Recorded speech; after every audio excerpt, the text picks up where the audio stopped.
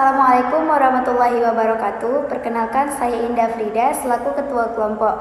Kami dari kelompok yang beranggotakan saya sendiri, Nabila Aulia dan Reiza Abdillah Fahri, akan mempresentasikan hasil makalah kami yang berjudul Pengaruh Pembelajaran Sosial dan Privasi Komunikasi terhadap Kesenjangan Interaksi Akademik. Makalah ini kami susun sebagai tugas akhir mata kuliah Teori Komunikasi. Latar belakang dari makalah ini berangkat dari realita bahwa mahasiswa di era digital kini semakin terbiasa berkomunikasi di ruang terbuka, baik melalui media sosial, grup daring, maupun aplikasi. Sayangnya, tidak semua mahasiswa memahami pentingnya menjaga privasi. Banyak yang secara tidak sadar membagikan data pribadi tanpa mempertimbangkan risiko.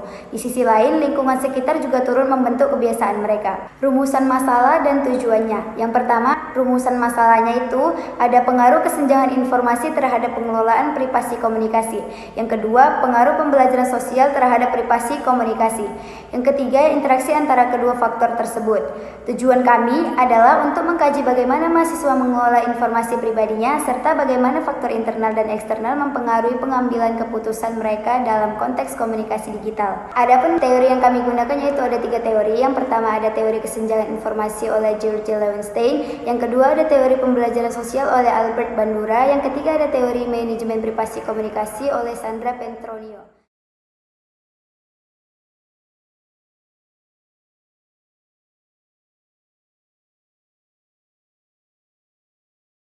Perkenalkan, nama saya Reza Abdillah Fahri dengan NIM 240240192. Di sini saya akan menjelaskan grand teori dalam makalah ini, yaitu teori pembelajaran sosial yang dikembangkan oleh Albert Bandura. Teori ini menjelaskan bahwa manusia mempelajari perilaku melalui pengamatan terhadap lingkungan sosial, baik secara langsung maupun melalui media.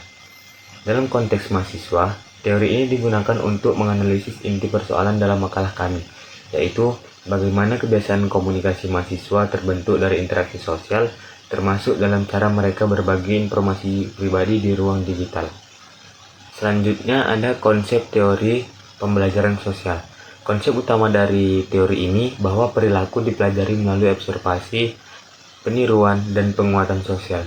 Mahasiswa meniru kebiasaan komunikasi dari orang-orang di sekitarnya, baik teman, dosen, maupun tokoh di media sosial. Jika mereka terbiasa melihat orang lain membagikan informasi pribadi tanpa konsekuensi, maka mereka akan menganggap itu hal yang wajar. Sebaliknya, jika mereka berada di lingkungan yang menjaga privasi, maka mereka akan lebih berhati-hati dalam membagikan informasi. Dan yang terakhir dari grand teori kami, yaitu teori pembelajaran sosial, memiliki beberapa unsur penting yang menjelaskan bagaimana perilaku terbentuk. Yang pertama ada attention, yaitu mahasiswa memperhatikan perilaku orang lain di lingkungan sekitar. Yang kedua ada retention, yaitu mahasiswa menyimpan informasi tentang perilaku tersebut dalam ingatannya. Yang ketiga ada reproduction, yaitu mahasiswa mencoba meniru perilaku itu dalam kehidupan nyata. Dan yang keempat atau yang terakhir dari unsur teori ini adalah motivation, yaitu mahasiswa akan terus melakukannya jika mendapat penguatan positif, seperti pujian, likes, penerimaan sosial. Keempat unsur ini menjelaskan bagaimana mahasiswa mengembangkan kebiasaan komunikasi, termasuk dalam berbagi informasi pribadi berdasarkan pembelajaran sosial.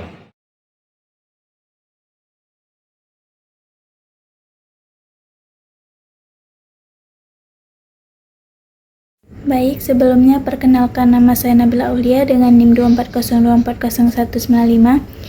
Di sini saya akan menjelaskan tentang teori yang ada dalam makalah kami, yaitu teori communication privacy management. Adapun pembahasan yang pertama, yaitu masalah yang dianalisis teori ini adalah bagaimana mahasiswa mengambil keputusan dalam mengelola informasi pribadinya, terutama dalam komunikasi digital. Poin selanjutnya ada konsep teori, yaitu mahasiswa merasa memiliki hak atas informasi pribadinya dan membuat aturan sendiri dalam membagikannya. Jika aturan tersebut dilanggar, maka akan terjadi konflik yang disebut boundary turbulence. Poin selanjutnya ada unsur-unsur teorinya. Yang pertama ada ownership, yaitu merasa memiliki informasi pribadi. Yang kedua ada control, yaitu mengatur siapa yang boleh tahu. Yang ketiga ada privacy rules, yaitu aturan pribadi dalam berbagi.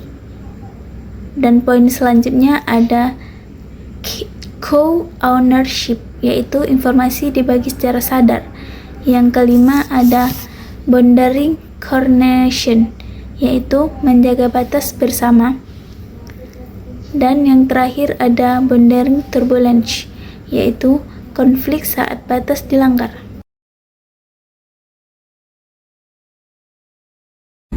Selanjutnya ada teori kesenjangan informasi. Adapun pembahasan yang pertama yaitu masalah yang dianalisis teori ini adalah mengapa sebagian mahasiswa tidak terdorong dan mencari tahu soal privasi sehingga mereka membagikan informasi pribadi tanpa sadar akan risikonya.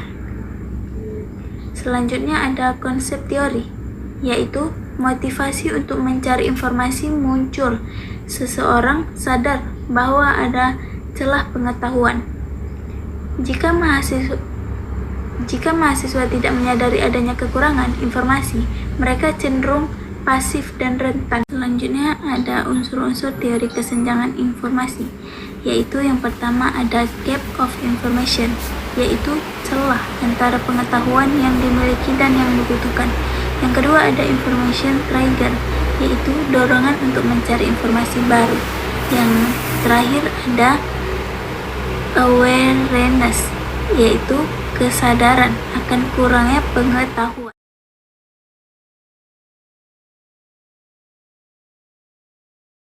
Poin selanjutnya ada kerangka berpikir penelitian dari gabungan teori, yaitu kesenjangan interaksi akademik pada mahasiswa tidak hanya disebabkan oleh faktor individu, tetapi juga merupakan hasil dari pengaruh lingkungan sosial yang membentuk cara mereka berkomunikasi, pengelolaan privasi yang kurang efektif dalam berbagi informasi pribadi, serta rendahnya kesadaran dan motivasi untuk memahami risiko komunikasi digital.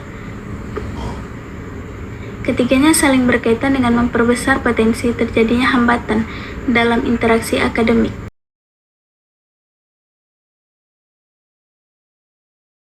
Yang terakhir ada kesimpulan dari gabungan ketiga teori. Dari gabungan ketiga teori ini menunjukkan bahwa kesenjangan interaksi akademik di kalangan mahasiswa tidak hanya disebabkan oleh faktor individu, tetapi juga oleh dinamika sosial dan digital yang mereka hadapi. Teori pembelajaran sosial menjelaskan bahwa mahasiswa cenderung meniru perilaku komunikasi dari lingkungan sekitarnya, termasuk dalam cara mereka memberikan informasi pribadi. Dan yang kedua ada teori manajemen privasi komunikasi, yang menyoroti pentingnya pengelolaan privasi dalam komunikasi digital, karena ketika batas privasi tidak dijaga, dapat terjadi konflik yang menghambat interaksi akademik. Sementara itu, teori kesenjangan informasi menekankan bahwa kurangnya kesadaran akan pentingnya privasi membuat mahasiswa tidak terdorong untuk mencari informasi lebih lanjut, sehingga mereka rentan terhadap risiko komunikasi terbuka. Ketiga teori ini secara bersama-sama menjelaskan bahwa kesenjangan interaksi akademik muncul karena pengaruh lingkungan sosial, lemahnya kontrol privasi, dan rendahnya kesadaran informasi dalam kehidupan digital mahasiswa. Mungkin hanya itu saja yang bisa kami sampaikan. Demikian presentasi dari kelompok kami. Terima kasih atas perhatian dan waktunya. Assalamualaikum warahmatullahi wabarakatuh.